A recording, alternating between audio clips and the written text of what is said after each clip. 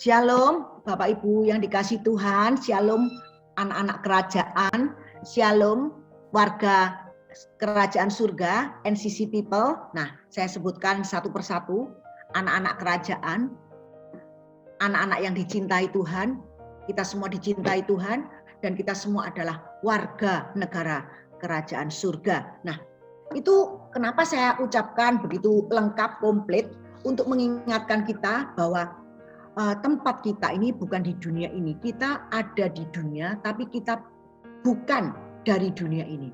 Kita hari ini ada di dunia, tapi kita bukan dari dunia ini. Dan kalau kita bukan dari dunia ini, dari mana? Kita adalah warga kerajaan surga. Kita di dunia ini sebagai duta besar yang dikirim Tuhan untuk berkarya bersama dengan Roh Kudus di dalam dunia ini untuk memenuhi tujuannya Tuhan. Nah, Bapak Ibu yang dikasih Tuhan, menyambung khotbah saya minggu pertama bulan ini, maka khotbah saya hari ini adalah tentang hidup dipimpin oleh Roh Kudus. Dalam minggu pertama bulan ini, di mana saya khotbah dengan Pak Dedi, saya sudah jelaskan. Dan kita semua sudah tahu sekarang bahwa kita semua ada di dunia ini adalah untuk memenuhi tujuannya Tuhan, bukan tujuan kita. Sekali lagi saya ulang, kita semua ada di dunia ini untuk menggenapi rencananya Tuhan, bukan rencana kita. Oleh sebab itu dikatakan kalau kamu mau berencana segala sesuatu, aku akan begini. Baiklah, itu semua dikonfirmasi oleh Tuhan. Apakah sesuai dengan rencana Tuhan? Karena kita hidup di dunia ini bukan untuk menggenapi rencana kita, bukan untuk memenuhi rencana kita, tapi semuanya adalah rencananya Dia. Nah, maka untuk memenuhi tujuannya ini, Tuhan memberikan kita Roh Kudus untuk memimpin kita dalam perjalanan untuk menggenapi rencananya. Jadi sekali lagi saya ulang, kata-kata ini mungkin kurang jelas ya. Untuk memberikan kita di dunia ini untuk memenuhi tujuan Tuhan, bukan tujuan kita toh. Nah, untuk memenuhi tujuannya ini, tujuannya Tuhan ini, Tuhan itu tidak membiarkan kita sendiri, Bapak Ibu. Tuhan memberikan Roh Kudus kepada kita, anak-anaknya, untuk memimpin kita dalam perjalanan di dunia ini untuk memenuhi tujuannya Tuhan atau untuk menggenapi rencananya Tuhan. Jadi Tuhan kita ini Tuhan yang bertanggung jawab, Bapak Ibu. Dia tidak pernah membiarkan kita, oh ya wes kamu jalan sendiri. Begitu enggak, Bapak Ibu. Bagaimana kita bisa jalan sendiri tanpa pimpinan Roh Kudus? Bagaimana kita bisa memenuhi tujuannya Tuhan kalau tidak ada Roh Kudus yang memimpin kita? Karena Roh Kudus itu adalah sama dengan rohnya Yesus, rohnya Tuhan, yang mengerti maksudnya Tuhan itu harus bagaimana. Oleh sebab itu Tuhan dengan semua kebaikannya, dengan semua kebijaksanaannya, Dia memberikan Roh Kudus kepada kita. Oleh sebab itu, Dia ingin hidup kita ini dipimpin oleh Roh Kudus. Mari kita baca Roma, kita masuk dalam Roma 8 ayat 1 sampai 17. Roma 8 ayat 1 sampai 17. Oke, Roma 8. Bentar ya.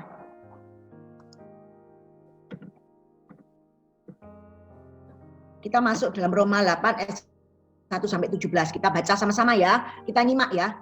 Demikianlah sekarang tidak ada penghukuman bagi mereka yang ada di dalam Kristus Yesus. Jadi bagi kita yang percaya tidak ada penghukuman lagi. Jadi jangan bicara penghukuman bagi mereka yang ada di dalam Kristus. Roh yang memberi hidup telah memerdekakan kamu dalam Kristus dari hukum dosa dan hukum maut. Jadi roh yang memberi hidup yaitu Roh Kudus telah memerdekakan kita, rohnya Elohim, telah memerdekakan kita dalam Kristus dari hukum dosa dan hukum maut. Kita percaya, kita lepas dari hukum dosa dan hukum maut. Sebab apa yang tidak mungkin dilakukan oleh hukum Taurat, karena tak berdaya oleh daging, kita ini daging Bapak Ibu, manusia daging tidak bisa, kita ini manusia daging tidak akan bisa melakukan seluruh hukum Taurat. Jadi dikatakan sebab apa yang tidak mungkin dilakukan hukum Taurat karena tak berdaya oleh daging, telah dilakukan oleh Elohim. Bagaimana caranya? Dengan jalan mengutus anaknya sendiri dalam daging. Anaknya yang datang ke dunia menjelma jadi manusia Yesus, manusia daging yang serupa dengan daging yang dikuasai dosa. Karena dosa. Dia tidak berdosa, tapi dia dianggap dosa. Dia dijadikan berdosa. Dan ia, Bapa Elohim telah menjatuhkan hukuman atas dosa di dalam daging, yaitu di dalam Yesus Kristus, yang anaknya itu yang menjadi daging, yang dijadikan dosa. Jadi sebagai, kalau kasarannya itu tumbal Bapak Ibu. Jadi Yesus itu dijadikan tumbalnya kita. Betapa baiknya Tuhan itu. Luar biasa ya. Kalau kita lihat ini satu-satu, kalau baca Alkitab jangan cepet-cepet. Kalau cepet-cepet enggak akan ngerti ya. 4. Supaya apa? Supaya tuntutan hukum Taurat digenapi di dalam kita yang tidak hidup menurut daging tetapi menurut roh. Jadi supaya apa? Tuntutan hukum Taurat ini digenapi di dalam kita yang tidak hidup menurut daging tapi menurut roh. Nah, dikatakan seperti itu. Tapi kenyataannya kita kan masih dalam daging, hidup menurut daging. Nah, oleh sebab itu dikatakan di sini hiduplah menurut roh. Nanti selanjutnya ada ya, kita nanti masuk pada yang lebih dalam. Sebab dikatakan mereka yang hidup menurut daging memikirkan hal-hal yang dari daging. Mereka yang hidup menurut roh memikirkan hal-hal yang dari roh. Karena keinginan daging adalah maut, tapi keinginan roh adalah hidup dan damai sejahtera. Sebab keinginan daging adalah perseteruan terhadap Elohim. Jadi daging itu mesti enggak cocok dengan keinginan Elohim. Perseteruan itu permusuhan terhadap Elohim. Karena ia tidak takluk kepada hukum Elohim. Hal ini memang tidak mungkin baginya, tidak mungkin bagi daging untuk kita takluk pada hukum Elohim. Tidak mungkin, pada hukum Taurat tidak mungkin. Mereka yang hidup dalam daging tidak mungkin berkenan kepada Elohim. Ya jelas, karena apa Bapak Ibu? Karena daging tidak mungkin bisa memenuhi seluruh hukum Taurat. Padahal tidak memenuhi satu hukum Taurat aja kita sudah fail. Ada 613 hukum. Tidak mungkin kita bisa memenuhinya. Satu aja tidak mungkin. Jangan iri. Nah, itu iri manusia itu selalu ada. Jangan dendam. Dendam itu kadang-kadang muncul. Mangkel. Jangan marah. Marah itu muncul. Tidak mungkin. Mereka yang hidup dalam daging tidak mungkin berkenan kepada Elohim. Nah, tetapi kamu tidak hidup dalam daging. Melainkan dalam roh. Huruf besar. Jika memang roh Elohim diam di dalam kamu. Tetapi jika orang tidak memiliki roh Kristus, dia bukan milik Kristus. Nah, sekarang cek and recheck. Apakah aku ini menjadi milik Kristus? Apakah aku memiliki roh Kristus? Kalau aku memiliki roh Kristus, aku pasti bisa hidup di dalam roh. Nah, lagi 10. Tapi jika Kristus ada di dalam kamu, maka tubuh memang mati karena dosa. Tubuh ini bisa mati. Tapi roh adalah kehidupan untuk kebenaran. Jadi, jika roh dia yang telah membangkitkan Yesus dari antara orang mati, diam di dalam kamu, maka ia, huruf besar, roh itu yang telah membangkitkan Kristus dari antara orang mati akan menghidupkan juga tubuhmu yang fana ini oleh rohnya yang diam di dalam kamu. Kapan ini terjadi? Ya pada waktu rapture Bapak Ibu. Jadi orang yang mati, tubuh itu memang mati, nanti akan dihidupkan oleh roh. Huruf besar, roh yang membangkitkan Yesus dari antara orang mati itu ada di dalam kita juga. Maka Itu roh itulah yang akan membangkitkan tubuh kita yang fana ini, yang diam di dalam kita. Nah, itu akan terjadi pada waktu kubur-kubur terbuka, di mana orang-orang yang percaya bangkit dengan tubuh yang baru. Siapa yang membangkitkan? Roh Kudus, rohnya ini, roh huruf besar ini yang diam di dalam kita. Jadi saudara-saudara, kita adalah orang berhutang, tapi bukan kepada daging supaya hidup menurut daging. Sebab jika kamu hidup menurut daging, kamu akan mati. Tetapi jika oleh roh kamu mematikan perbuatan-perbuatan tubuhmu, kamu akan hidup. Jadi 14, jadi kita ini harus mematikan perbuatan-perbuatan daging. Kalau kita hidup menuruti daging kita terus, kita akan mati. Tapi kalau kita mematikan perbuatan-perbuatan tubuh ini, kamu akan hidup. Oleh roh, bukan kita kekuatan sendiri ya. Jika oleh roh kamu mematikan perbuatan tubuhmu ini, kamu akan hidup. 14. Semua orang yang dipimpin oleh roh Elohim adalah anak Elohim. Sebab kamu tidak menerima roh perbudakan yang membuat kamu menjadi takut lagi. Tetapi kamu telah menerima roh yang menjadikan kamu anak Elohim, dan oleh roh itu kita berseru ya Aba, ya Bapa. Jadi dikatakan semua orang yang dipimpin oleh roh Elohim adalah anak Elohim. Kita semua yang percaya Yesus, yang memberikan diri kita dipimpin oleh roh Elohim adalah anak Elohim. Nah, 16. Roh itu bersaksi bersama-sama dengan roh kita bahwa kita adalah anak-anak Elohim. Dan jika kita adalah anak, maka kita juga adalah ahli waris. Maksudnya orang-orang yang berhak menerima janji-janji Elohim yang akan menerimanya bersama-sama dengan Kristus, yaitu jika kita menderita bersama-sama dengan Dia supaya kita dipermuliakan bersama-sama dengan Dia. Amin. Bapak Ibu yang dikasihi Tuhan, judul perikopnya hidup oleh roh. Tadi firman yang kita baca, barusan kita baca itu judul perikopnya adalah hidup oleh roh. Kita lihat, kita kembali ke ayat 5 ya.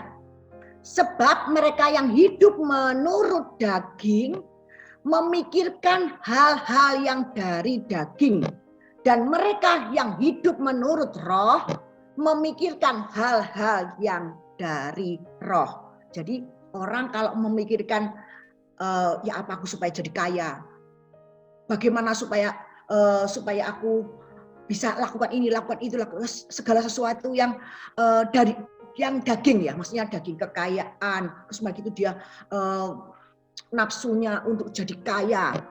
Boleh Bapak Ibu, tidak salah kita ini ingin jadi kaya, tapi kalau kita nafsu kita jadi kaya ini sampai menghalalkan segala cara, sampai berbuat sing nggak cocok dengan firman Tuhan, itu awal dari hidup menurut daging. Jadi memikirkan hal-hal yang dari daging, duniawi terus. Itu dikatakan hidup menurut daging. Karena semua berawal dari di pikiran kita. Di pikiran kita lalu termanifestasi dalam perbuatan kita. Itulah dikatakan hidup menurut daging. Dikatakan orang yang hidup menurut roh memikirkan hal-hal yang dari roh. Nah, sekarang tadi sudah saya jelaskan singkat bagaimana sih hidup menurut daging. Hidup menurut daging itu kalau kita menuruti keinginan daging kita, hawa nafsu kita, dan akibatnya akan muncul perbuatan daging. Jadi awalnya dari pikiran, terus akhirnya hawa nafsu ini ikut masuk di dalamnya, muncullah perbuatan daging. Apa perbuatan daging? Dikatakan perbuatan daging, kita lihat Galatia 5 ayat 19 sampai 21 berkata seperti ini. Perbuatan daging telah nyata, yaitu apa? Ini contoh, ini cuma sedikit contoh ya. Tapi sebenarnya perbuatan daging itu banyak sekali, tidak cukup ditulis di dalam Alkitab. Tapi ini contoh-contoh yang Tuhan, Rasul Paulus dapat ilham Roh Kudus untuk menuliskan ini. Apa perbuatan daging? Percabulan. Ini semua diawali dari pikiran. Mikir, terus nafsu, terus cabul. Kecemaran. hawa nafsu. Hawa nafsu aja sudah daging Bapak Ibu. Hawa nafsu untuk jadi kaya, hawa nafsu untuk menguasai ABC, hawa nafsu untuk melakukan ini, itu sudah daging. Penyembahan berhala bukan cuma menyembah patung. Kita mengutamakan anak kita lebih dari Tuhan, itu berhala. Kita mengutamakan apapun lebih dari Tuhan, itu berhala. Sihir ini pasti untuk kejahatan. Perseteruan itu mesti bertengkar. Perseteruan ini permusuhan. Perselisihan, iri hati, amarah, kepentingan diri sendiri, fokus kepada diri sendiri. Pokoknya aku. Makanya di Grace ini kita diajari fokus kepada Yesus supaya ini semua tidak ada. Perbuatan daging ini terkikis. Percideraan, roh pemecah itu perbuatan daging. Kedengkian, kemabukan, pesta pora, dan sebagainya. Makanya katakan banyak perbuatan daging tidak bisa ditulis di Alkitab karena sampai ditulis dan sebagainya, DSB. Dikatakan terhadap semuanya itu, ku peringatkan kamu seperti yang telah kubuat dahulu, bahwa barang siapa melakukan hal-hal yang demikian, ia tidak akan mendapat bagian dalam kerajaan Elohim. Nah, 1 Yohanes 2 ayat 6, kita lihat lagi, lanjut ya, 1 Yohanes 2 ayat 16-17 dikatakan seperti ini, sebab semua yang ada di dalam dunia, berarti ini yang kelihatan ya Bapak Ibu, semua yang ada di dalam dunia, yaitu keinginan daging, keinginan mata, keangkuhan hidup, bukanlah berasal dari Bapa, melainkan dari dunia. Dan dunia ini sedang lenyap dengan segala keinginannya, tetapi orang yang melakukan kehendak Elohim akan hidup untuk selama-lamanya. Nah, dikatakan apa? Sebab semua yang ada di dalam dunia ini, yang dikatakan keinginan daging, keinginan mata, keangkuhan hidup, ini semuanya bukan berasal dari Bapa, melainkan dari dunia. Jadi orang yang menuruti keinginan daging, cirinya adalah orang yang suka menuruti keinginan mata, keangkuhan hidup. Jadi ciri-cirinya sangat gampang dilihat. Orang yang menuruti keinginan daging ini, dia tidak suka hal-hal yang rohani. Nah ini lebih gampangnya seperti itu. Dia tidak suka hal-hal yang rohani. Cirinya sangat gampang dilihat. Bila kita ngomong-ngomong dengan orang itu hal-hal yang rohani, kita ajak hal yang rohani, dia nggak suka, dia nggak nyambung, nggak respon, berarti orang itu masih kedagingan. Nah,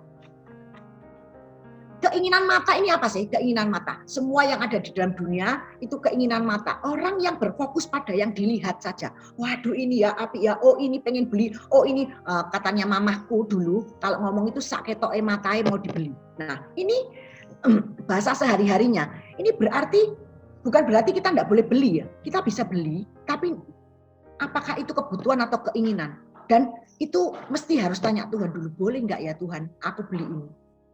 Boleh enggak ya Tuhan? Kalau ada damai sejahtera Tuhan ngomong boleh dan semuanya ya kita bisa beli Bapak Ibu. Nah itu mesti ada tuntunan Roh Kudus. Orang fokus dengan yang dilihat terus, itu orang itu hidup dalam daging. Dikatakan orang hidup dalam daging itu seperti itu Bapak Ibu. Nah keangkuhan hidup, apa itu? Keangkuhan hidup itu orang yang pride-nya tinggi, sombong Bapak Ibu. Pride itu bahasa sehari, prideful, sombong ya Bapak Ibu. Bapak Ibu, bahasa sehari-harinya itu keangkuhan hidup ya. Keangkuhan hidup itu biasanya itu terselubung.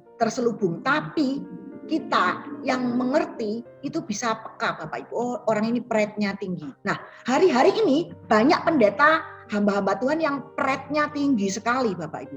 Bukan hanya orang awam dan jemaat. Waduh, hamba Tuhan pride-nya tinggi, minta dihormati, minta diperlakukan seperti ini ya. Itu orang yang menuruti keinginan daging. Jadi masih ada keangkuhan hidup, keinginan mata, keinginan daging, senang pakai arloji yang bukan tidak boleh ya, yang mahal-mahal semuanya. Nah, itu pride-nya tinggi. Jadi kalau kita lihat pendeta-pendeta yang pride-nya masih tinggi, berarti pendeta tersebut masih menuruti keinginan daging, masih kedagingan ya. Orang-orang yang masih kedagingan ini, yang menuruti keinginan mata keangkuhan hidup ini, lupa Bapak Ibu. Apa yang dikatakan Rasul Paulus dalam 2 Korintus 4 ayat 18, Rasul Paulus berkata apa? Sebab kami tidak memperhatikan yang kelihatan, melainkan yang tidak kelihatan. Nah, yang betul itu yang itu Bapak Ibu. Karena yang kelihatan ini adalah sementara, akan kita tinggalkan. Kalau kita mati nggak bawa satu pun Bapak Ibu, satu pun. Saya punya suami, suamiku sudah dibawa pulang ke surga sama Tuhan. Semuanya ketinggalan, tidak ada satu pun yang dia bisa bawa Bapak Ibu. Karena yang kelihatan adalah sementara, sedangkan yang tidak kelihatan adalah kekal. Oleh sebab itu, kita kejar yang tidak kelihatan ini yang adalah kekal. Kita tidak usah memperhatikan yang kelihatan, melainkan yang tidak kelihatan. Ini yang harus kita perhatikan. Kalau kelihatan, semua yang kelihatan, meja, kursi, mungkin emas, mungkin berlian, mungkin tasmu yang branded, arlojimu yang mahal, semua itu kelihatan, itu sementara. Akan kita tinggalkan. Tapi yang tidak kelihatan ini yang kekal, yang harus kita perhatikan Bapak Ibu. Nah, Galatia 5 ayat 17 berkata, sebab keinginan daging berlawanan dengan keinginan roh. Keinginan roh berlawanan dengan keinginan daging. Karena keduanya bertentangan, sehingga kamu setiap kali tidak melakukan apa yang kamu kehendaki. Nah, dikatakan seperti itu. Setiap kali kita sering melakukan apa yang tidak kita kehendaki. Kadang-kadang kita berjanji, roh kita ini pengen, aku mau baca firman, 1 hari 10 pasal. Tapi dagingnya lemah, bawa terus, berlawanan kan, berlawanan. Jadi ini kayak apa, tarik-tarikan Bapak Ibu, berlawanan. Rohnya ingin berbuat sesuatu yang rohani, ingin baca firman, tapi dagingnya ingin lihat YouTube. Nah itu yang lihat YouTube yang mungkin apa, gosip-gosip tentang artis dan semuanya, itu ingin lihat seperti itu. Nah, apakah kita sering mengalami hal ini? Sering Bapak Ibu, setiap kali kita tidak melakukan apa yang kita kehendaki, yang roh kita kehendaki, apakah kita sering melakukan hal ini? Sering, saya sering Bapak Ibu. Saya punya planning, roh saya ini ingin, aku akan baca Alkitab hari ini. Ini akan aku selesaikan. Ternyata ada aja yang menyeret kita Bapak Ibu untuk tidak melakukan apa yang roh kita kehendaki. Dan yang pasti yang menyeret kita ke hal-hal yang berlawanan dengan roh itu pasti melakukan hal-hal yang bukan rohani. Jadi mungkin lihat sesuatu yang bukan rohani. Bapak Ibu berpikir apakah lihat berita itu hal-hal yang rohani? No. Hal-hal yang tidak rohani. Melihat YouTube artis, senang ya Bapak Ibu lihat-lihat apa semuanya. Belakangan ini Bapak Ibu, saya kasih kesaksian, saya ini pijet. Saya kan punya tukang pijet pribadi di zaman Covid ini. Jadi 99 ini kan sudah tidak buka lagi. Jadi tukang pijetnya yang dulu langganan saya ini sekarang ikut saya. Jadi tak karantina di rumah. Jadi dia ini mijeti saya. Terus dia ini cerita artis-artis begitu Bapak Ibu. Dan saya jadi diceritain itu jadi tertarik. Dan ngapain? Jadi lihat artis, lihat YouTube artis buat apa itu? Itu adalah kedagingan. Ngapain waktu dibuang untuk lihat seperti itu? Lebih baik kita baca firman, kita merenungkan firman. Nah ini termasuk perbuatan daging yang berlawanan dengan keinginan roh yang ingin sesuatu hal-hal yang rohani. Nah, tapi it's okay Bapak Ibu, Tuhan Yesus ini sangat mengerti akan hal ini. Dia sangat tahu kita. Dia lebih tahu kita daripada diri kita sendiri. Oleh sebab itu ia berkata kepada murid-muridnya. Dalam Matius 26 ayat 41 ini ceritanya seperti ini. Murid-muridnya disuruh berjaga-jaga. Aku tak berdoa. Waktu itu di Taman Getsemani. Tapi pada waktu Yesus berdoa, murid-muridnya tidak berjaga-jaga, tapi malah tidur Bapak Ibu. Oleh sebab itu pada waktu Yesus kembali kepada murid-muridnya, dia berkata, berjaga-jagalah dan berdoalah supaya kamu jangan jatuh di dalam pencobaan. Apa maksudnya jatuh dalam pencobaan? Supaya kamu tidak jatuh di dalam pada waktu ada masalah. Karena roh memang penurut, tapi daging lemah. Roh ini penurut, tapi daging ini sangat lemah. Kenapa Tuhan ngomong berjaga-jagalah dan berdoalah supaya kamu jangan jatuh dalam percobaan.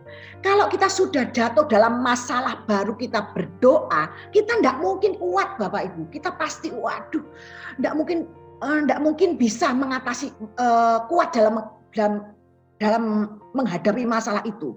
Tapi kalau kita doa terus berjaga-jaga, kita baca Alkitab, doa, kita fokus dengan Tuhan terus, dan suatu saat ada masalah datang dalam hidup kita pasti bisa survive dalam menghadapi masalah itu. Nah ini loh dikatakan Tuhan ngomong berjaga-jagalah dan berdoalah supaya kamu jangan jatuh dalam pencobaan. Kebanyakan orang itu kalau pada waktu kena masalah langsung cari Tuhan. Wah, gak kuat Bapak Ibu. Kita pasti oleng gak karuan. Nah makanya Tuhan ngomong berjaga-jagalah dan berdoalah. Sebelum kamu jatuh dalam masalah ini, tiap hari ini doa, jaga-jaga, baca firman, terus jangan lihat YouTube, jangan lihat artis-artis, itu enggak guna Bapak Ibu, itu hal-hal yang duniawi, itu kedagingan. Buat apa kita lihat? Boleh kita lihat tapi jangan terus. Nah, terus seperti itu yang membawa kita jatuh. Pada waktu ada masalah, kita tidak kuat menanganinya. Menghadapinya kita tidak kuat. Kita akan jatuh di dalam arti apa? Kita akan down banget pada waktu masalah itu datang. Karena hidup di dalam dunia ini bukan hidup yang tanpa masalah. Bukan hidup yang bebas dari masalah. Tapi masalah tetap ada. Kapan datangnya nggak ada yang tahu Bapak Ibu. Oleh sebab itu tiap hari bangun hubungan dengan Tuhan terus. Sehingga pada waktu ada masalah datang kita kuat dalam menghadapinya. Roh memang penurut tapi daging lemah. Nah terus selanjutnya. Tetapi apakah kita akan menyerah pada daging kita Bapak Ibu? Apakah kita menyerah pada daging kita? Kan dikatakan roh penurut, daging lemah. Apakah kita akan menyerah pada daging kita? Enggak Bapak Ibu. Dikatakan seperti ini. Galatia 5 ayat 24 Paulus berkata seperti ini. Barang siapa menjadi milik Kristus, ia telah menyalibkan daging dan segala hawa nafsu dan keinginannya. Sekarang kita semua harus sadar. Milik siapakah kita? Kalau kita milik Kristus, maka kita harus menyalibkan daging dan segala hawa nafsu dan keinginannya. Bagaimana caranya menyalibkan daging ini Bapak Ibu? Kalau ada keinginan itu, keinginan kita untuk melakukan perbuatan daging, kita lawan itu Bapak Ibu. Lawan kalau dengan kekuatan kita tidak mampu. Lawan dengan Roh Kudus. Lawan dengan Roh Kudus. Minta Roh Kudus untuk membuang semua keinginan kita, menjadikan kita nggak suka dengan hal-hal itu. Sambil kita juga nggak mau, menyadari, ini nggak baik. Kalau tak teruskan ini nggak baik. Langsung dibuang Bapak Ibu. Kita buang, bukan disimpan di dalam hati, tapi langsung dibuang dalam nama Yesus. Yang bisa membuang itu adalah firman Tuhan. Nah, seperti ini Bapak Ibu, keinginan bagaimana kita menyelipkan daging dengan segala hawa nafsu dan keinginannya itu juga ditulis di dalam Galatia 5 ayat 16, 18 sampai 25. 16, 18 dan 25. Nah, kita bicara pikiran ya. Pikiran ini kalau hawa nafsu ini daging tok ya, pikiran itu cara membersihkannya bagaimana? Dengan firman Bapak Ibu. Saya akan kasih contoh, tapi ini sebenarnya contoh ini sudah sering dikotbahkan dan saya ingin ingatkan sekali lagi kepada semua jemaat NCC yang mendengar pada pagi hari ini, yaitu seperti ini. Kalau kita isi gelas kita dengan teh yang hitam Bapak Ibu, separuh, penuh dengan teh hitam.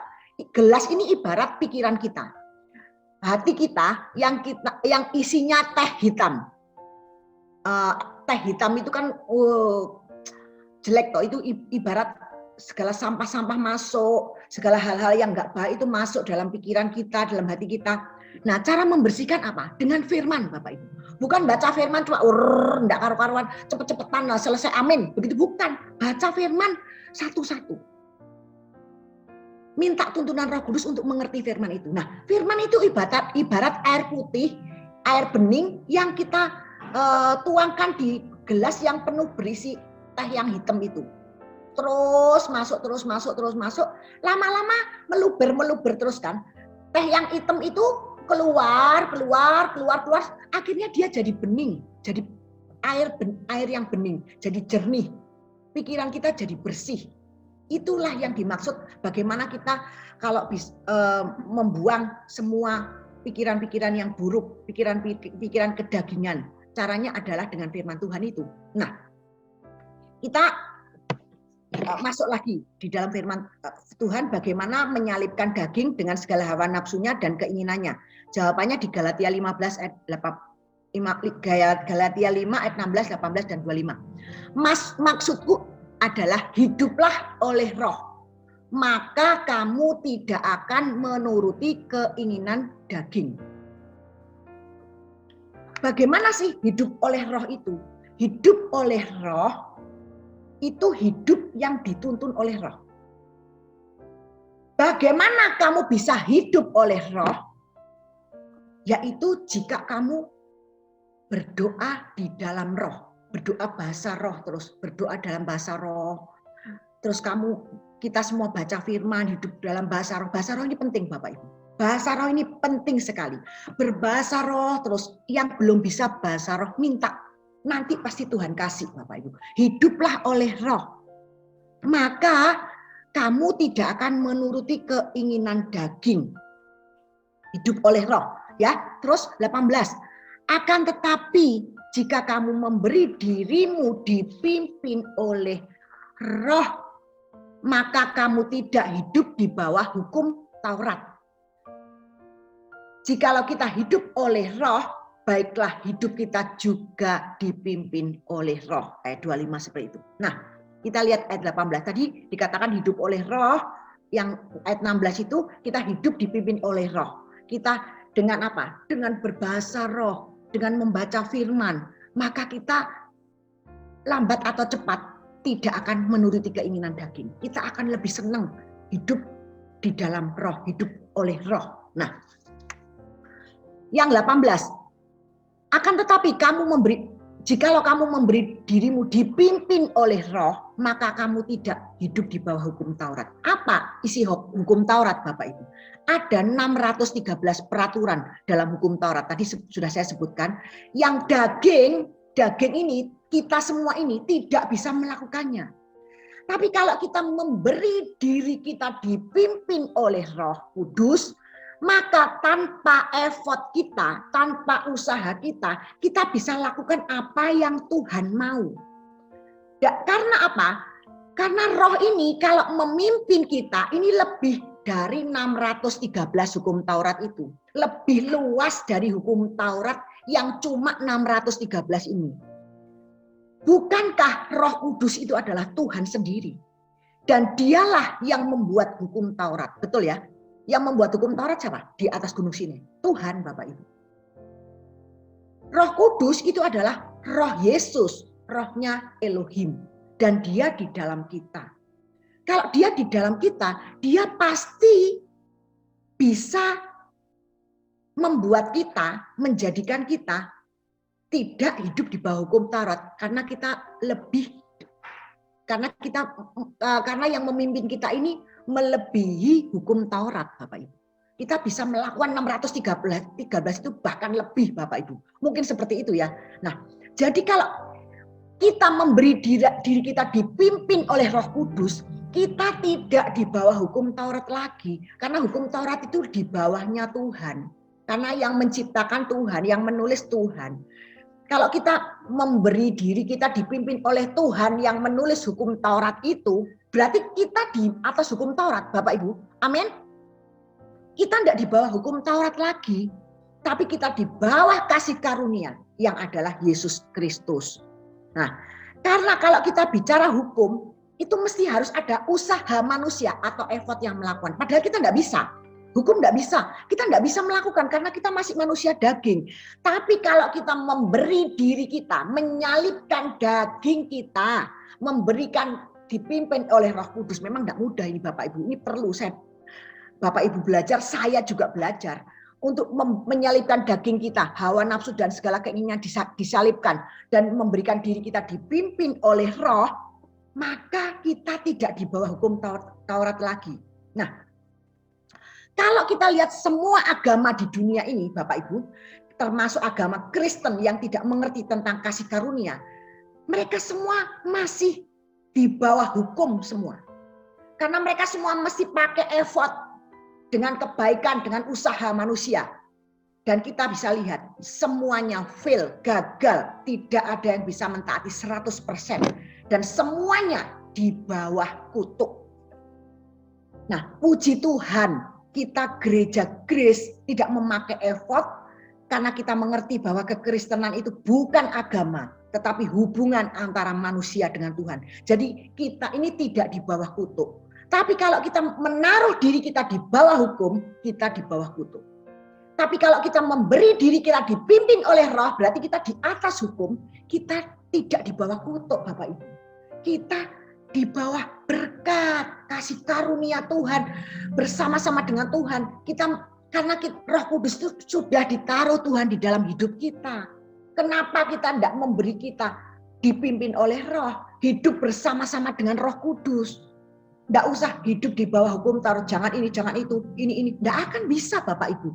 Dan semua gereja, semua agama di dunia, itu semua menaruh dirinya di bawah hukum.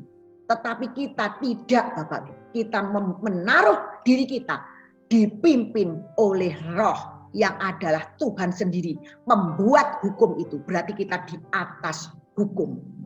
Nah ini loh Bapak Ibu, yang kita harus tahu, kalau kita di atas hukum, kita tidak di bawah kutuk. Karena kalau kita di bawah hukum, kita tidak bisa melakukannya, kita di bawah kutuk.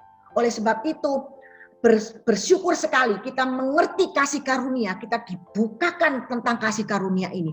Yang orang lain kebanyakan belum terbuka, Bapak Ibu. Ini semua adalah karya Roh Kudus. Bukan untuk kita sombongkan, tapi untuk kita syukuri. Semakin tahu bahwa kita ini bukan apa-apa. Kita tidak bisa berbuat apa-apa. Dan kita menyalipkan daging dan segala keinginannya. Dan memberikan hidup kita hanya kepada Tuhan. Yang boleh memimpin kita di dalam segala apa yang kita jalani dalam setiap langkah hidup kita. Itu luar biasa Bapak Ibu. Kita di atas hukum. Kita tidak di bawah kutuk, maka kutuk apapun tidak akan menimpa kita. Nah, ini yang pengertian yang dibukakan Tuhan kepada kita pagi hari ini. Kita lihat kalau kita mengandalkan kekuatan sendiri, kalau kita mengandalkan effort kita, kalau kita menaruh hidup kita di bawah hukum, pasti kita menanggalkan effort kita. Kita dikatakan terkutuk. Yeremia 17 ayat 5-6 berkata, terkutuklah orang yang mengandalkan manusia dan yang mengandalkan kekuatannya sendiri dan yang hatinya menjauh dari Tuhan. Dia akan seperti semak bulus di padang belantara. Dia tidak akan mengalami datangnya keadaan baik. Jadi orang yang mengandalkan manusia, mengandalkan kekuatannya sendiri, aku bisa dan semuanya. Dan yang hatinya jauh daripada Tuhan, dikatakan terkutuk. Terkutuklah orang yang mengandalkan, aku akan lakukan ini, aku pasti bisa, aku akan lakukan ini. Itu pasti orang itu menaruh dirinya di bawah kutuk. Dikatakan dia akan seperti semak bulus di padang belantara. Dia tidak akan mengalami datangnya keadaan baik. Tidak akan mengalami datangnya keadaan baik orang yang seperti itu. Akan fail, jatuh terus. Karena dia menaruh dirinya di bawah kutuk Bapak Ibu. Dia akan mengalami hal-hal yang tidak baik di dalam hidupnya itu. Nah, oleh sebab itu kita waspada akan hal ini ya. Galatia 5 ayat 25 berkata, jikalau kita hidup oleh Roh, baiklah hidup kita juga dipimpin oleh Roh. Nah, kalau kita dikatakan kita hidup oleh Roh, kita memberi kita di diri kita, harusnya kita, kalau kita tahu kita kita ngomong ya, kalau kita ngomong aku hidup oleh roh, baiklah hidup kita juga dipimpin oleh roh. Karena kita, sekali lagi saya katakan, kita tidak di bawah hukum Taurat, tapi di bawah kasih karunia yang adalah Yesus sendiri, yang posisinya di atas hukum. Dia memberikan Roh Kudusnya di dalam hati kita untuk memimpin kita ya dalam memenuhi tujuannya di dalam dunia ini. Inilah yang dimaksud hidup oleh Roh itu. Kita dipimpin oleh Roh Kudus. Hidup dipimpin oleh Roh Kudus. Bukan di bawah hukum, bukan di bawah 10 perintah Tuhan yang kalau dijabarkan ada 613 itu, tapi kita hidup dipimpin oleh Roh, hidup bersama Yesus dalam tuntunannya Yesus sendiri, bukan dalam tuntunan hukum. Nah, sekarang kita masuk pada poin yang terakhir. Bagaimana kita bisa hidup menurut Roh atau hidup dipimpin oleh Roh itu ya. Nah, Bapak Ibu, saya ingin sedikit ya, tapi kalau saya khotbahkan dalam mungkin kita semua belum mengerti ya. Bagaimana kita ini bisa hidup menurut Roh atau hidup dipimpin oleh Roh. Kita ini Bapak Ibu harus memunculkan roh kita keluar dari dalam keluar. Nah, bagaimana caranya Bapak Ibu? Kan di hidup kita, hidup manusia, kita semua ini terdiri dari tubuh, jiwa, dan roh. Manusia ini ada 3 unsur ya, tubuh, jiwa, dan roh. Tubuh yang kelihatan, jiwa ini pikiran, perasaan, kehendak, emosi ini, jiwa. Nah, roh ini yang di dalam itu ada komunikasi, ada intuisi, ada hati nurani. Jadi 3. Dalam roh itu ada intuisi, komunikasi, dan hati nurani. Di dalam jiwa ada pikiran, ada perasaan, ada kehendak. Di dalam tubuh ada panca indera, mata, telinga, hidung, perasa. 5 panca indera, perasa itu ya. Nah, oleh sebab itu Bapak Ibu, kita ini caranya bagaimana? Bagaimana hidup menurut roh atau hidup dipimpin oleh roh ini? Kita mulai dari tubuh ya. Tubuh kita ini, mata kita yang biasanya melihat hal-hal yang kelihatan ini, biarlah mata kita ini memandang hal-hal yang tidak kelihatan, yang rohani saja. Mencium aroma surgawi. Ya, mencium hal-hal yang surgawi. Pikiran kita memikirkan perkara-perkara yang dari roh. Nah, kalau jiwa, pikiran, perasaan, kehendak. Kalau panca indera, telinga, biarlah kita hanya mendengarkan apa kata Tuhan, firman Tuhan yang baik-baik saja. Oleh sebab itu dikatakan pikirkanlah yang baik, yang manis, yang sedap didengar. Nah, itu yang disebut kebajikan. Pikirkanlah semuanya itu. Nah, bagaimana kita hidup menurut roh ya dari panca indera yang kelihatan ini, yang duniawi ini kita ubah menjadi roh, mendengar hal-hal yang roh yang supranatural, tentang roh yang tentang Tuhan yang luar biasa, memikirkan, kalau jiwa memikirkan hal-hal yang mengganti pikiran Kristus ini, mengganti pikiran kita ini seperti pikiran Kristus. Terus kehendak kita ini bukan menjadi kehendak kita, tapi diganti kehendak Kristus. Perasaan kita ini diganti dengan kasih Kristus. Yesus kan selalu mengasihi. Jadi perasaan, pikiran, perasaan, dan kehendak ini diganti Kristus, begitu ya. Pikiran Kristus, kehendak Kristus, hati Kristus. Sehingga kalau tubuh sudah dirubahkan panca indera, 5 panca indera ini sudah mengarah ke roh terus, roh terus. Jiwa kita juga mengarah ke roh terus, Roh Kudus, ke Kristus terus. Hidup kita, roh pasti dipimpin oleh roh, karena rohnya muncul, Bapak Ibu. Rohnya ini keluar. Saya tidak bisa menjelaskan secara detail, secara dalam, tapi ini memang pengetahuan yang dalam, Bapak Ibu. Kalau kita mematikan daging kita, jadi mematikan daging itu atau tubuh dan jiwa ini dimatikan, bukan daging tapi Kristus, diganti oleh Kristus, semuanya Kristus, semuanya Kristus, semuanya Tuhan, semuanya Roh Tuhan, semuanya Roh Kudus. Itu kita namanya menyalibkan daging dan segala keinginannya. Karena jiwa ini termasuk daging, Bapak Ibu. Di pikiran, perasaan, kehendak ini daging. Dan orang Kristen kebanyakan hidupnya sampai daging, sampai jiwa saja, sampai pikiran, perasaan, kehendak, terus itu sampai jiwa aja. Tidak masuk di dalam roh ini. Oleh sebab itu sulit, banyak orang kesulitan dipimpin oleh roh, termasuk saya, Bapak Ibu.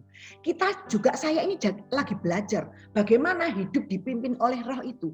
Karena kebanyakan, sekali lagi saya katakan, kebanyakan kita ini dipimpin oleh jiwa kita, dipimpin oleh pikiran kita, dipimpin oleh kehendak kita, bukan kehendaknya Tuhan, dipimpin oleh pandangan mata kita, pendengaran kita, penciuman kita, perasa kita, semuanya. Kita dipimpin oleh tubuh dan jiwa ini yang adalah daging. Oleh sebab itu, bagaimana kita bisa hidup menurut roh atau hidup dipimpin oleh roh? Langkah pertama yang mudah saja, pikirkan hal-hal yang dari roh. Kolose 3:1-3 berkata, karena itu kalau kamu dibangkitkan bersama dengan Kristus, cari perkara di atas, bukan perkara yang di bumi. Carilah perkara yang di atas, di mana Kristus ada, duduk di sebelah kanan Elohim. Pikirkanlah perkara yang di atas, bukan yang di bumi. Sebab kamu telah mati dan hidupmu tersembunyi bersama dengan Kristus di dalam Elohim. Jadi dikatakan gini, kalau kamu mau hidup oleh roh, pikirkan hal-hal yang dari roh. Dengan berlandaskan pada firman Tuhan yang Paulus tulis dalam Kolose 3:1-3, cari perkara yang di atas di mana Kristus ada. Tanya firman Tuhan, diskusi firman Tuhan, pikirkan perkara di atas, yaitu pikirkan surga, pikirkan Tuhan, perkara yang di atas, surga, Tuhan, dan semuanya itu pikirkan terus. Dunia roh ini pikirkan, bukan yang di bumi, bukan yang kelihatan ini. Sebab kita ini sudah mati dan hidup kita tersembunyi bersama dengan Kristus yang adalah Elohim. Kenapa? Ngapain kita yang di bumi terus yang dipikirkan, padahal semuanya ini akan kita tinggalkan, Bapak Ibu. Oleh sebab itu cari perkara yang di atas. Kalau kita membahas firman Tuhan terus, kita mendengarkan firman Tuhan terus, berdiskusi firman Tuhan terus, itu kita mengaktifkan roh kita, Bapak Ibu, untuk memunculkan roh kita, sehingga roh ini yang di dalam roh ada intuisi. Intuisi ini tempat tinggalnya Roh Kudus. Di intuisi ini bisa muncul, Bapak Ibu. Kemarin Pastor Prim pernah khotbah bahwa intuisi ini bekerjanya lebih cepat dari pikiran kita. Seperti itu. Nah, intuisi ini adalah roh, spirit. Komunikasi ini, di dalam roh itu ada komunikasi. Kita bisa ngomong-ngomong dengan Tuhan. Terus ada hati nurani. Hati nurani ini kita bisa peka, Bapak Ibu. Nah, ini yang di roh ini yang harus diaktifkan, bukan yang di tubuh dan jiwa. Kebanyakan orang Kristen masih masuk di dalam jiwa terus, tubuh jiwa, ulek-ulek di situ terus, ulek-ulek.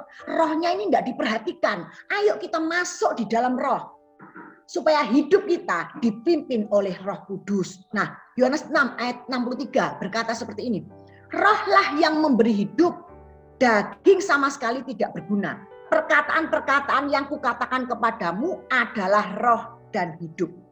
Nah, apa itu perkataan-perkataan? Dari sini kita bisa tahu bahwa perkataan firman Tuhan itu adalah roh dan hidup.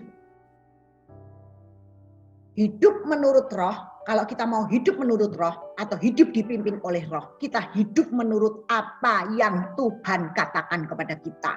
Bagaimana kita bisa tahu Tuhan berkata apa kalau roh kita ini mati, Bapak Ibu, nggak diaktifkan gitu, seperti saklar lampu itu, saklar listrik itu tidak dicetekno sehingga lampunya bisa nyala.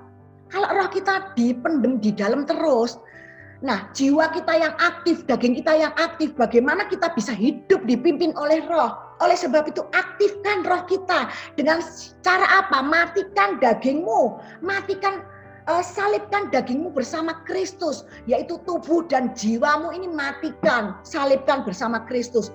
Dan kita hidup menurut apa yang Tuhan katakan kepada kita. Dan perkataan Tuhan itu ada di dalam firman Tuhan. Jadi kita mesti baca firman. Nggak bisa lari dari itu. Sebab dari firman Tuhan yang kita bacalah. Itu biasanya kan dikatakan itu roh dan hidup. Itu muncul Tuhan ngomong apa. Terus Tuhan ngomong apa. Lewat firman-Nya. Dia berkomunikasi pada kita. Tidak akan jauh dari firman-Nya. Dia tidak akan melenceng dari firman-Nya. Karena firman itu roh dan hidup. Firman-Nya itu roh dan hidup. Meskipun kadang-kadang Tuhan itu bisa ngomong pada saat kita tidak baca firman, dia bisa ngomong, tapi omongannya Tuhan itu tidak lepas dari firman-Nya. Tidak lepas dari firman-Nya. Pasti sesuai dengan firman Tuhan. Nah, kita masuk di dalam Kolose 3 ayat 5 sampai 17 ya. Sebenarnya kita ini bisa baca ayat 16 sampai 17 saja, tapi saya ingin kita semua tahu ya, cepat saja ya. Karena itu matikanlah dalam dirimu segala sesuatu yang duniawi, yaitu percabulan, kenajisan, hawa nafsu, nafsu jahat, dan juga keserakahan yang sama dengan penyembahan berhala. Sama penyembahan berhala. Ini penyembahan berhala bukan nyembah patung saja, tapi ini cabul, najis, hawa nafsu, nafsu jahat, serakah. Ini semua duniawi, ini berhala. Semua itu mendatangkan murka Elohim atas orang-orang durhaka. Dahulu sebelum kita kenal Tuhan, kamu melakukan hal-hal itu ketika kamu hidup di dalamnya. Tetapi sekarang buanglah semuanya ini, yaitu marah, geram, kejahatan, fitnah, kata-kata kotor yang keluar dari mulutmu. Jangan lagi kamu saling mendustai, karena kamu telah menanggalkan manusia lama serta kelakuannya dan telah mengenakan manusia baru yang terus-menerus diperbarui untuk memperoleh pengetahuan yang benar menurut gambar kaliknya, menurut pencipta kita. Manusia baru yang terus diperbarui. Jadi tiap hari kita ini diperbarui Bapak Ibu. Untuk memperoleh pengetahuan yang benar menurut gambar pencipta kita, kaliknya. Dalam hal ini tiada lagi orang Yunani atau orang Yahudi atau orang bersunat atau tidak bersunat, orang barbar atau orang Skit, orang Indonesia atau orang lama, ya tak tambahin sendiri ya, budak atau orang merdeka, tetapi Kristus adalah semua dan dalam segala sesuatu. Karena itu sebagai orang-orang pilihan Elohim yang dikuduskan dan dikasihinya, kenakanlah apa? Belas kasihan. Nah, kita kalau anak Tuhan, manusia baru ini seperti ini. Belas kasihan dipimpin oleh roh. Kemurahan, kerendahan hati, kelemah lembutan, dan kesabaran. Sabarlah kamu seorang terhadap yang lain. Ampunilah seorang akan yang lain apabila yang seorang menaruh dendam terhadap yang lain. Sama seperti Tuhan telah mengampuni kamu, kamu perbuat jugalah demikian. Dan di atas semuanya itu kenakanlah kasih sebagai pengikat yang mempersatukan dan menyempurnakan. Dan hendaklah damai sejahtera Kristus memerintah dalam hatimu, bukan amarah yang memerintah dalam hatimu. Pasti kalau kita mau emosi, mau marah, kita mesti sadar ini sopo yo. Apa damai sejahtera Kristus apa? Kalau marah itu kan bukan dari Tuhan. Berarti bukan Kristus yang memerintah dalam hati kita. Hendaklah damai sejahtera Kristus memerintah dalam hatimu. Karena untuk itulah kamu telah dipanggil menjadi satu tubuh. Dan bersyukurlah. Yang terakhir 16-17. Hendaklah perkataan Kristus, firman Tuhan, diam dalam segala kekayaannya di antara kamu. Sehingga kamu dengan segala hikmat, kalau kita penuh dengan firman, kita punya hikmat, kita bisa mengajar, bisa menegur seseorang, dan akan yang lain, dan sambil menyanyikan mazmur, puji-pujian, nyanyian rohani, dan kamu mengucap syukur kepada Elohim di dalam hatimu. Nah inilah Tuhan, keinginan Tuhan, perkataan Kristus. Kalau kita baca firman, makanya perkataan Kristus akan diam di dalam segala kekayaannya di antara kita, di dalam hati kita. Sehingga kita punya hikmat untuk mengajar, untuk negur seseorang, sambil menyanyikan mazmur, puji-pujian, nyanyian rohani. Dan kita bisa mengucap syukur kepada Elohim dalam hati kita. Dan segala sesuatu yang kamu lakukan dengan perkataan atau perbuatan, lakukanlah semuanya dalam nama Tuhan Yesus. Kalau dilakukan dalam nama Tuhan Yesus pasti baik. Sambil mengucap syukur kepada Dia, oleh Dia kepada Elohim Bapa kita. Nah ini Bapak Ibu, perkataan Kristus ini didapat dari mana? Dari firman Tuhan. Karena firman itu adalah roh dan hidup. Bu, tapi aku baca nggak ngerti. Baca terus. Nanti akan ngerti. Bacai jangan kesusu-kesusu. Bacai pelan-pelan Bapak Ibu. Jangan cepet-cepet.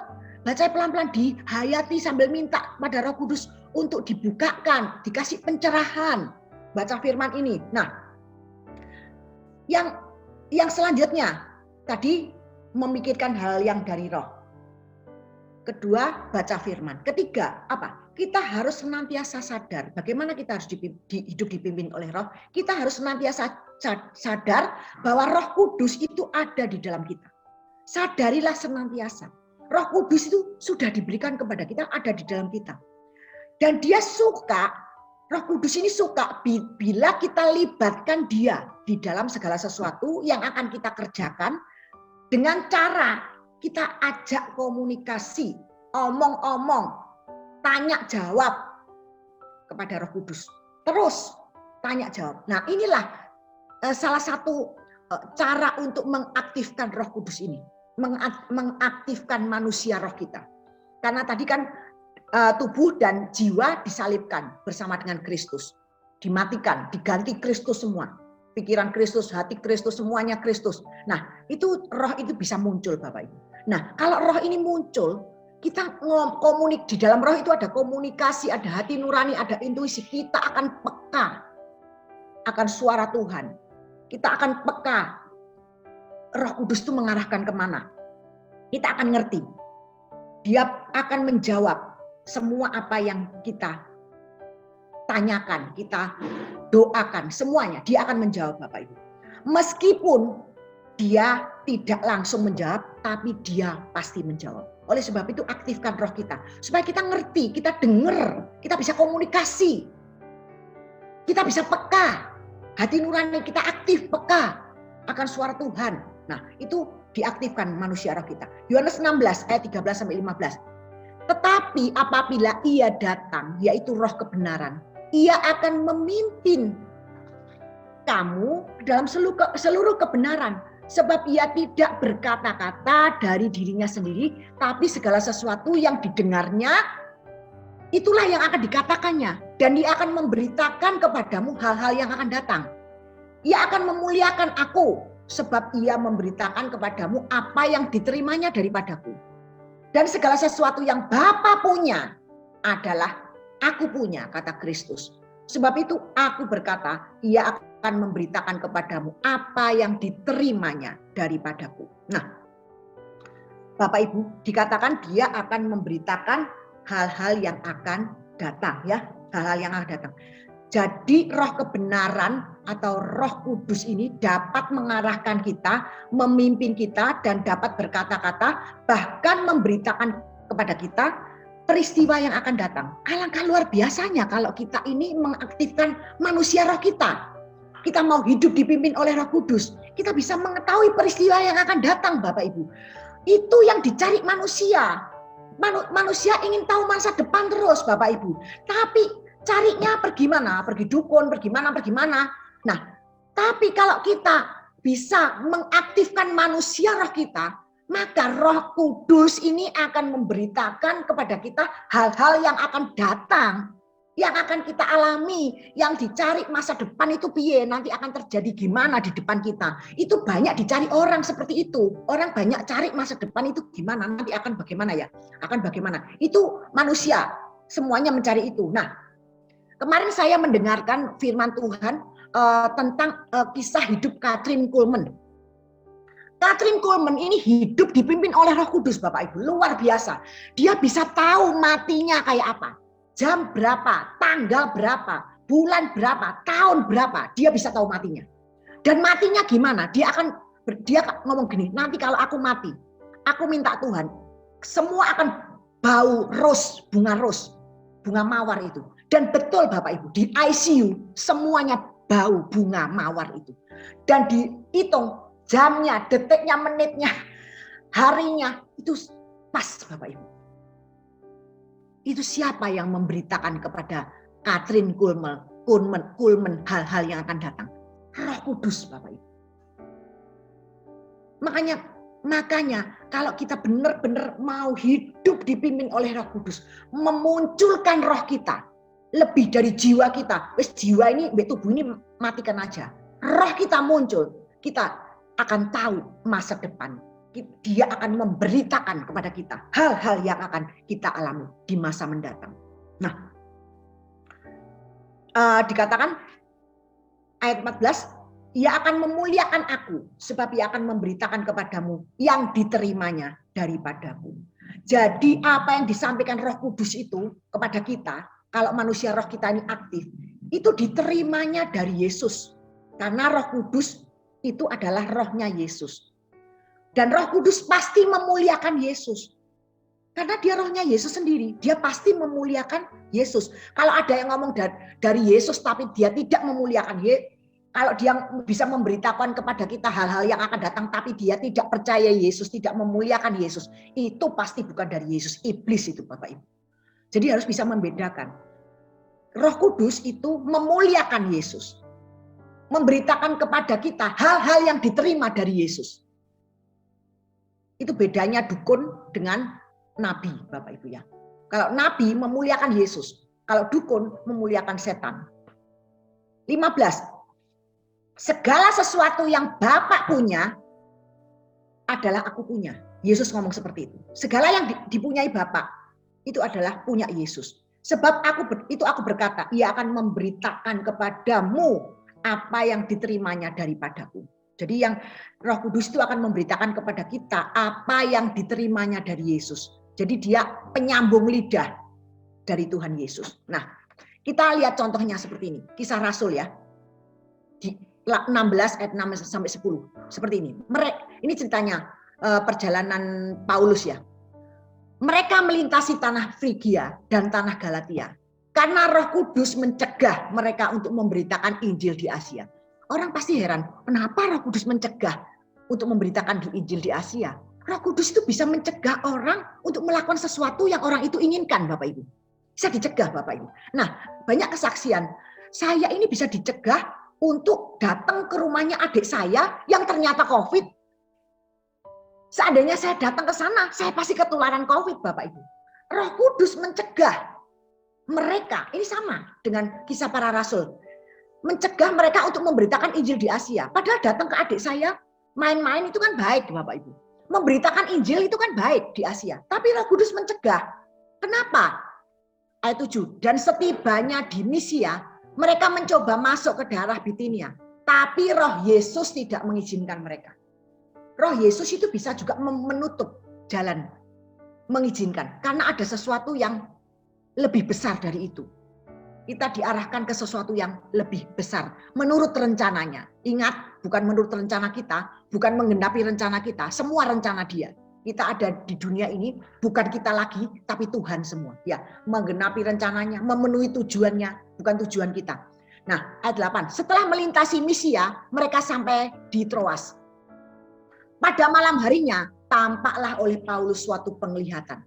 Ada seorang Makedonia berdiri di situ dan berseru kepadanya, menyeberanglah kemari dan tolonglah kami. Setelah Paulus melihat penglihatan itu, segeralah kami mencari kesempatan untuk berangkat ke Makedonia. Karena dari penglihatan itu, kami menarik kesimpulan bahwa Elohim telah memanggil kami untuk memberitakan Injil kepada orang-orang di sana. Jadi lebih penting di Makedonia. Makanya diarahkan ke Makedonia. Menyeberanglah kemari. Bukan Asia, tapi Makedonia. Nah, Bapak Ibu yang dikasih Tuhan, Roh Kudus bisa mencegah kita dari berbuat sesuatu yang salah. Roh Kudus bisa mengarahkan kita ke suatu hal yang baik dan berdampak bagi kerajaan surga.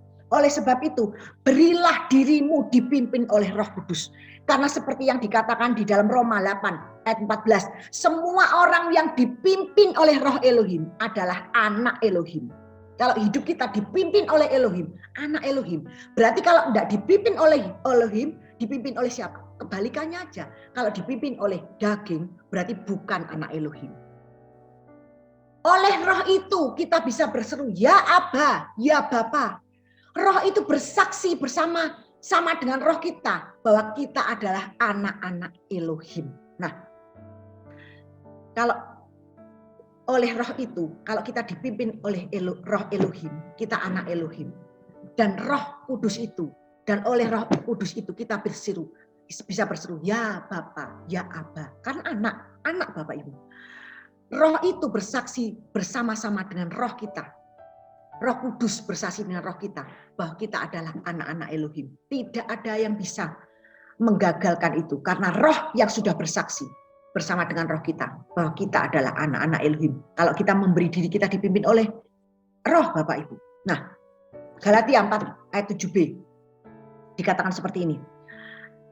Dan jikalau kamu anak, maka kamu juga ahli-ahli waris oleh Elohim. Ahli-ahli waris. Kita anak, kita ahli waris. Ahli waris apa? Ahli waris kerajaan surga, Bapak Ibu. Di dunia ini tidak ada artinya. Kerajaan surga itu luar biasa. Kita ahli waris. Karena kita anak-anaknya. Kalau kita memberi diri kita dipimpin oleh roh Elohim. Nah, ayat terakhir Roma 8 ayat 17. Jikalau kamu adalah anak, maka kita juga adalah ahli waris.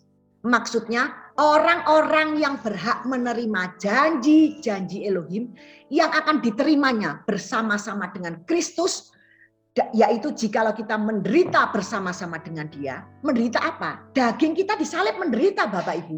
Tubuh kita tidak mengingini keinginan mata semuanya itu menderita. Jiwa kita disalibkan bersama dengan Kristus menderita Bapak Ibu. Jika kita menderita bersama-sama dengan Dia, supaya kita dipermuliakan bersama-sama dengan Dia.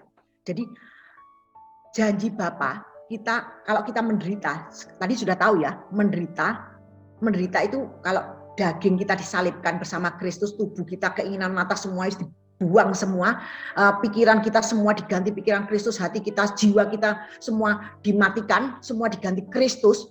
Nah, itu kita menderita loh Bapak Ibu. Coba Bapak Ibu bayangkan, menderita. Pengen ini enggak lah Tuhan aja, pengen ini enggak wes Tuhan aja. Itu menderita loh.